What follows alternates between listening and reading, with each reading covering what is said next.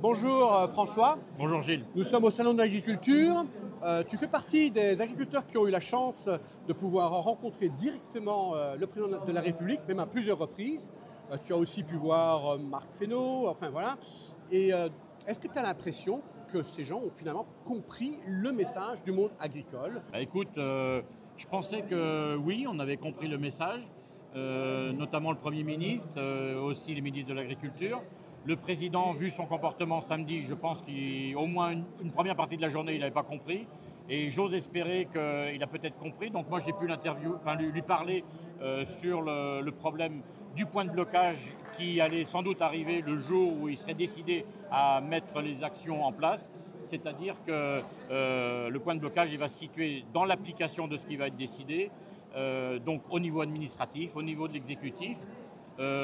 Pourquoi on s'interroge par rapport à ça? C'est que ça s'est déjà passé plein de fois, des choses qui pouvaient être intéressantes, qui manifestement ne se sont pas mis en place. Pourquoi? Eh bien, je pense que l'événement qui s'est passé la veille, au moment des invitations du soulèvement de la terre, mais je pense qu'il y a un entourage proche du président décliné dans les administrations, qui fait qu'en fait, c'est des gens qui sont un peu hors sol, qui ont besoin de changer de logiciel, dire il y a des choses qui doivent évoluer, et ils n'évoluent pas.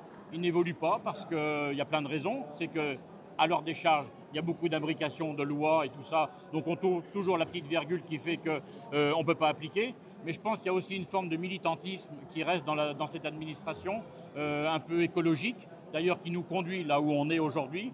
Et ben là, il y a du mal à changer de logiciel.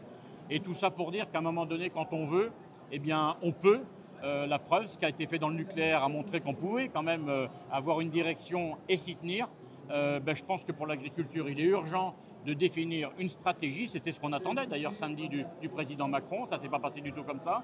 On définit une stratégie, on met en place derrière des actions. Par contre, on a un plan d'action pour dire c'est ça, on s'y met, on reste dans le cadre. Sinon, il faut faire autre chose. A priori, il faut peut-être que Macron soit entouré d'autres personnes, quoi.